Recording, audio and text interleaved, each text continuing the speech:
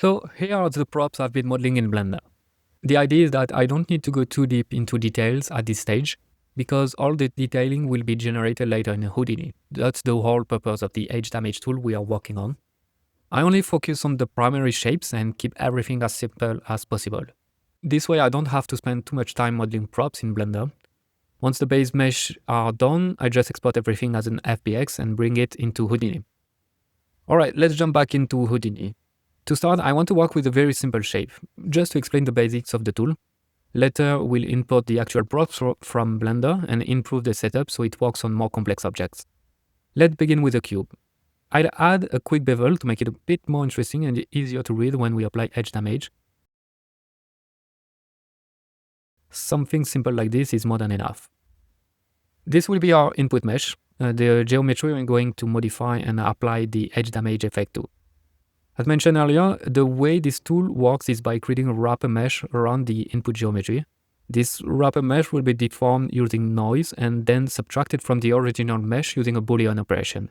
That's what creates the chipped edge damage effect. So let's start by building the wrapper mesh. The first thing I do is push the vertices slightly along their normals so the wrapper doesn't immediately intersect the original mesh. For this, I use a pick node and apply a very small value, something like 0.02 is enough. Next, I remesh the geometry. I use a remesh to grid node because I want a clean, uniform topology with enough resolution to support noise-based deformation later on.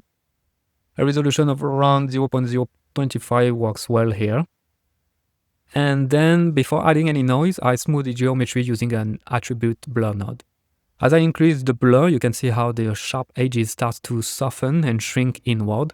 This is how I control how strongly sharp edges will be affected by the damage later on.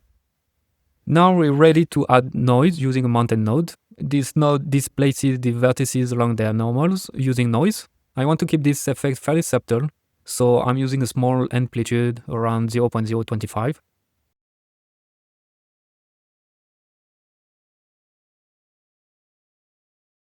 And right after the mountain noise, usually I like to add normal node just to recalculate the normals. And as you can see, there is a small difference there. All right, and before performing the Boolean operation, I'll always add a clean node. This helps remove potential artifacts and ensures the geometry is in good state for Boolean operations, which make the results much more stable. So now we can create the Boolean nodes. I set it to intersect. Plug the original mesh into the first input and the wrapper mesh into the second input. And here's the result. Even at this stage, the effect already looks pretty good on a simple object. So now let's import the props I modeled in Blender. For that, I use a file node to load the FBX I just exported.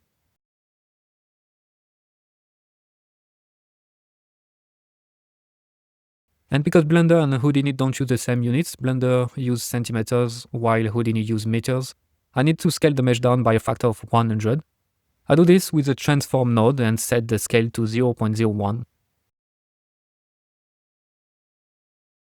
Now I replace the input mesh with the inputted props, and the result works quite well. But if you look closely, you'll notice that gaps between the planks or areas where objects are very close or intersecting are not picked up correctly by the tool. And the reason is that during the remeshing step, all touching geometry gets fused together and we lose those separations. So to fix this, we need to apply the edge damage tool to each individual piece separately instead of processing everything at once. For that, I use a for each connected piece loop. This runs the entire tool once per connected element and then merges the result back together.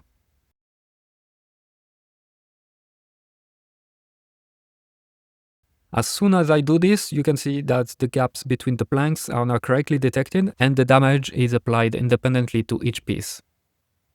Whenever possible, I like to wrap a for each loop inside a compiled block. This allows the loop to run in a multi-threaded way, which significantly improves performance. Just wrap the loop and enable multi-thread when compiled. At this point, the tool is finished and working properly. It's simple, lightweight, and gives me exactly the result I want. The final step is to convert it into a digital asset so I can reuse it on any props in my project and maintain a visual consistency. To do that, I select all the nodes that make up the tool, excluding the input node, and create a subnetwork. Then I convert that subnetwork into a digital asset. I name it Silk Edge Damage, and then choose the submenu and leave the other settings as default. Once the asset is created, I open the parameter interface and start exporting the controls I need, which is gonna be the peak distance,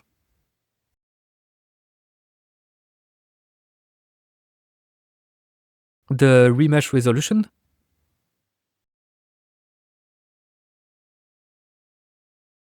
and the blur iterations. And for the noise, I create a separate folder and expose the noise amplitude and the noise element size. After applying the changes, all the parameters are now visible on the digital asset. By default, the sliders aren't very usable because the value ranges are too large. So I adjust the parameter range to something more sensible, for example, between -0.5 and 0.5 for the peak distance. I do the same for the noise amplitude, limiting it to a range like 0 to 0.1. And now the tool is much easier to use and fine-tune. By adjusting the peak distance, I can change the amount of damage applied to the mesh. If I play with the blur iteration, you can see how the sharp edges of the input mesh are affected by the damage tool.